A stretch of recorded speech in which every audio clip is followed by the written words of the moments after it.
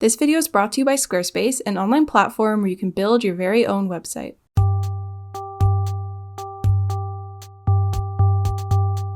Today we are filling a big sketchbook spread in my sketchbook, and I'm trying some new supplies and some old favorites as well. I recently went to a butterfly conservatory and I took a lot of photos of all the really cool bugs that they had on display, and also the live bugs and the live butterflies flying around everywhere. It was just really cool. There was also an entire display of weevils, and some of the butterflies really just looked like they were glowing, these like bright bluish purple shimmery colors. And it was just really cool to see so many different kinds of species of bugs and butterflies and, invertebrates and all that kind of stuff. I took a lot of photos for future reference, like 200 photos probably, because I think drawing bugs is really fun.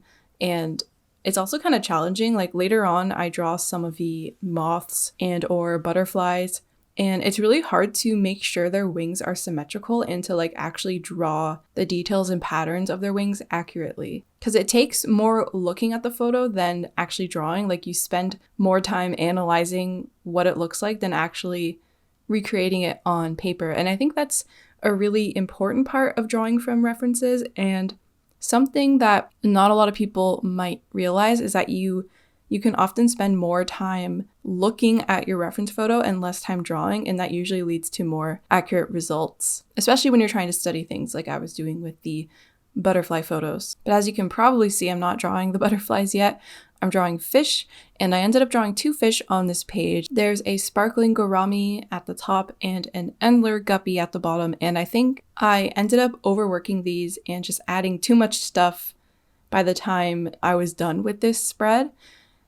So you can see it's like pretty fully painted right now, just kind of like sketchy, messy, and later on I end up adding more, and then I add even more, and I color in the background. But I just feel like this spread was a big experiment, and I was also testing out some acrylic markers. This video is not sponsored, and this is not part of any kind of agreement that I made with any company, but a lot of, or I think all of the markers that I'm using in this video were sent to me by different acrylic marker brands that I reached out to, because I'm making a big comparison video where I am showing the differences between different acrylic marker brands and trying to find the best value or which one I prefer the most, and showing the pros and cons of all of them. So this particular video is not the sponsored one or the one that I agreed on making. This is just a sketchbook spread, but I want to actually use the supplies a lot before I talk about them, because I want to be able to like see how they hold up over time instead of just only reviewing them right out of the box, because of course they're going to be nice right out of the box. I want to see which ones are durable and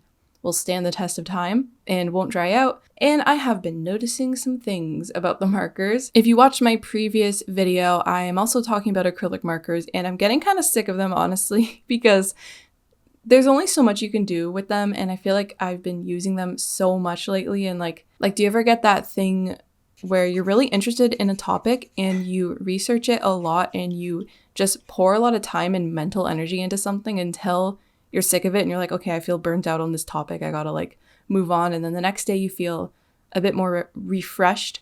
I'm sort of getting a little burnt out on the acrylic marker stuff. So I'm trying to film clips here and there that will help me make the big video, because I am interested in seeing like which brand will hold up well. And I just think making informative videos is fun, and like deep diving on supplies is fun. But I don't know when that's going to come out. I'm really hoping it'll be like maybe May or June. I don't want to rush it, but I also don't want to wait too long. Like I think it would be good to make one that's sort of like first impressions, what I feel, comparing them all against each other, and then maybe like a year later, seeing what state they're in after that time and after using them a lot, like sort of like a part 1 and part 2. I think that would be a good way to approach this, because obviously with acrylic markers, the risk is them drying out, the nibs getting clogged, issues with the physical components of the pen, that kind of thing. Like I'm already having issues with the Copic Acrea nibs, and I mentioned this before, but they just like will not stay clear, and I don't know what I'm doing wrong. I think you're supposed to wash the nibs between uses, which is a little inconvenient, but it might be worth it because I'm finding that the Copic ink is the most opaque out of all of the brands. And I don't know, I have a lot of thoughts. I'm going to put them in the video because I could just talk about it for so long in this one. But I would rather talk about the art and maybe this one other brand that I recently acquired called JelArts. I got a couple of comments about them, so I looked them up and they seemed really promising. Like they had a lot of colors to choose from, a big color range. Well, I only got 2 sets. I got the jewel tone set, which are their darkest colors. And then I just got an essential set in the brush tips. And I gotta say, I'm not a fan of the brush markers. I'm using it like right here to fill in the background of the fish. And they're brand new and it's very like streaky, and the nib like instantly frayed and became like really soft and lost its point. Like it didn't really have a point to begin with. So for the Thule ones, I prefer the bullet nibs, but there's also issues with those where the ink will separate in the nib. So when you go to draw, it's light on one side and dark on the other. So I don't really know what's going on with that. I'm messaging them just to ask them questions about the pens and like if there are any workarounds and what I should be doing to avoid these problems, because I want to present them in the most fair way in the video, but at this moment it's not looking great. Like I do really like their colors, but there's just a lot of problems I've encountered, but I do want to give them the benefit of the doubt and keep on trying. So I've been just asking for advice from them and like they gave me some suggestions, so I will present my findings in the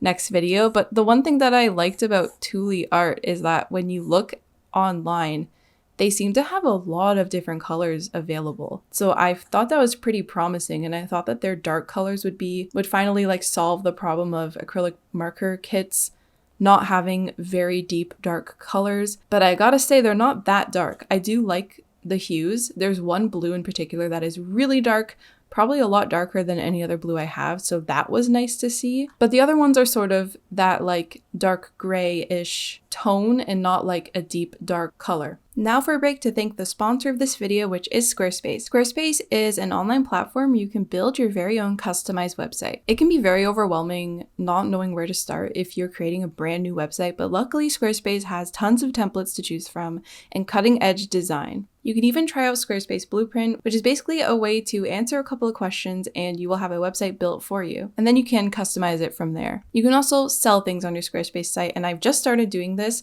with my brush packs for Procreate. It's really nice that they offer digital download products as well as physical items, and it just brings a lot of flexibility to small art businesses like myself. You can go try this out for yourself at squarespace.com and get a free trial. When you're ready to launch your website, go to squarespace.com/JelArts and get 10% off your first purchase of a website or domain. And there's one other brand that I purchased myself, the only one that I purchased myself, because the other ones I was able to get gifted. Well, also I have some Posca ones that I purchased myself, but the one that I recently bought are Molotow markers. Molotow? I don't know if I'm saying that right, but they are very expensive, but I've heard really good things about them, and they are refillable. They seem really flexible, like you can do a lot with them. You can even like mix your own colors. You can buy like empty markers, mix your own colors, put the paint in. They have all different kinds of nib sizes, but they're very expensive, but you know, it's an investment, it's a business expense, and once I'm done with all of this, I'm gonna have to find homes for some of these markers. I don't know, or maybe I'll just use them all up just to put them to the test. We'll see what I feel like doing. But I had a lot of fun drawing this moth. It was just really nice to like simplify things, just take out a pencil and just draw something without having to use tons of colors and just like focusing on the shading and the details. And I realized drawing this that I've been missing doing this kind of art. Like you don't need color. It's really nice to just use like a simple pencil and make just like nice, simple, effective pieces of art. But of course, I just had to color it eventually. I ended up coloring them all and it was pretty fun, but I don't know. I kind of miss just the like grayscale moth. So maybe I'll just do one on my own time and just like study some of the photos that I took and draw some nice little moths and bugs and invertebrates. There was some really cool stuff at the Butterfly Conservatory. I think the older I get, the more I like the little critters and bugs. Like I have a healthy fear of some of them, like spiders. I wouldn't say I'm afraid of spiders, like just seeing a spider, like it depends on the spider, but I have a respect for them too. Like I don't want to, if there's one in the house, I don't like to like squish them. I like to take them outside. And the older I get, the more like empathy I have for like creepy little bugs, and the more I like them and find them like really cool. So I think it's kind of cool to like discover that about myself, because I think growing up as a kid, I wasn't like that into bugs. Like I think I liked catching grasshoppers, and I always liked worms, and I always liked stuff like that. So maybe I'm sort of like getting back to my childhood roots, but I feel like I was scared of certain bugs too. I don't know, like I honestly can't remember if this is a new development or if I was always like this as a child. I would have to ask my parents because like I don't remember that much from growing up in terms of like bugs, because I know I liked grasshoppers and worms and I liked ladybugs, but I can't really remember like I really like snails as well. So maybe I've always been this way and I'm just kind of like rediscovering that. And I also do not like ants. Like I gotta say, I find them extremely creepy, especially because I had this incident as a child where I was laying on the grass trying to look at something, and then when I got up I was completely covered in ants. It probably wasn't even that many ants, but it felt like I was completely covered in ants. I think ants are really cool, but I am also very scared of them. But at the butterfly place, they did have leafcutter ants, and that was really, really cool. And I also just found out that leafcutter ants get their leaves because they cultivate a type of fungus in their colonies that they feed on, which is just so cool. I never really like thought to look that up, like why they like leaves and why they cut leaves and take them into their colonies. Like it's so cool to think about. So this is the part where I started coloring the butterfly moth. I think it's a moth based on the way its body looks, because it looks kind of like fuzzy. You know, I should have learned the difference between a moth and a butterfly, but I went in with this like darkish, brownish, grayish color, and I realized, okay, this is actually not as dark as I wanted it to be, and it was pretty desaturated looking. So that's kind of the thing I'm talking about with some of these kits. You think a color is going to be really dark, and then when it dries, it just sort of looks kind of chalky and it's not that dark. So I don't know. And of course, you can just use normal paint, but that's not the point. I'm just kind of like wanting to see how these perform, because I do a lot of sketchbooking and I find acrylic markers so convenient for sketchbooking. I don't usually do full pieces with acrylic markers. I will just use them to add little accents, to correct small mistakes, to add like opaque areas on top of sketches, to add highlights. I just like using a whole bunch of different media in my sketchbooks. But I feel like this whole spread, it was just too much. I was just adding too much.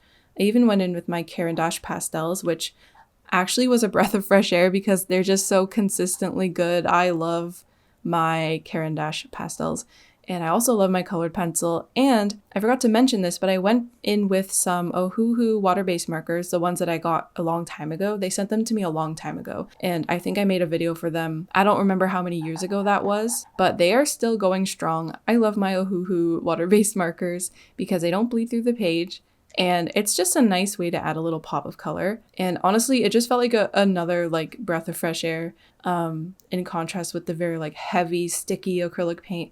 Using the markers it just felt so fresh and clean, and it just made me miss doing more like sketchy marker pencil art. And another thing I wanted to mention was the way I work is very mixed media, so I like to combine a lot of different types of supplies on top of each other, and sometimes I sort of take risks with using media on top of other media that you probably shouldn't. Like, you probably shouldn't use markers on top of pencil because the pigment can get in the nib and clog it. And you probably shouldn't use acrylic markers on top of pencil either because it can get in the nib and clog it. But that's sort of the risk I'm willing to take because that's just how I like to work. And if I was using like the really expensive acrylic markers that I purchased, I will probably treat the nibs better. I think if something has a replaceable nib, I'm okay with sort of using it the way that I like to use it without being unnecessarily reckless. But I do take like small calculated risks with like overlaying it on top of other media. But if I ever like contaminate the nib, I'll try to sort of like clean it off on the side. So that's just sort of how I like to work. But if you want to preserve the quality of your supplies, especially the ones that are like wet supplies and markers and stuff like that, you should probably not be using them on top of media that can like get inside the nib and dry and clog it. That is not the the most optimal way to do things. It's just sort of like a calculated risk that I take because I like the effect of combining certain media on top of each other. And I totally could just use a paint and brush, but like this is so convenient and easy. And I think sometimes I like to take the path of least resistance. So the spread is coming to an end, but I decided to take some acrylic markers and go in behind a lot of the drawings just to add a little background. I like to use a color that complements the sketch. So for the beetle, it's very purpley. So I put orange in the background because I really love the combination of purple and orange together. I think I'm starting to feel a little bit cramped in this sketchbook. I'm starting to feel like there's not enough space. And I don't know, sometimes this happens where I will feel that way and then I get a sketchbook that's a lot bigger than I'm used to. And then I'm just like, this is taking forever and there's just too much space to fill and I just get tired of it. But honestly, I'm kind of craving like a larger sketchbook and I already have one lined up after this one and I don't think it's that much bigger at all. So I'm wondering if I should use a different one or just allow myself to draw bigger because I think drawing like really tiny sketches can sometimes sort of hurt after a while. I think it's nice to sort of switch it up between sketchbooks and try some smaller ones, some bigger ones, because I don't want to get too comfortable only drawing very small, constrained illustrations, because I do find it a lot easier to draw smaller things, but I think drawing larger sketches can sort of open the door for more media exploration. And I don't know, it's just like really fun to have a lot of space to work with. I remember having a lot of fun working with so much space in my previous sketchbook, but I also have really enjoyed this one. So I don't know, there's just a lot of things to consider. I'm still kind of deciding what I want to do once I finish this sketchbook. I still have maybe like 10 to 20 pages left, or like 10 to 15, but it's definitely getting there.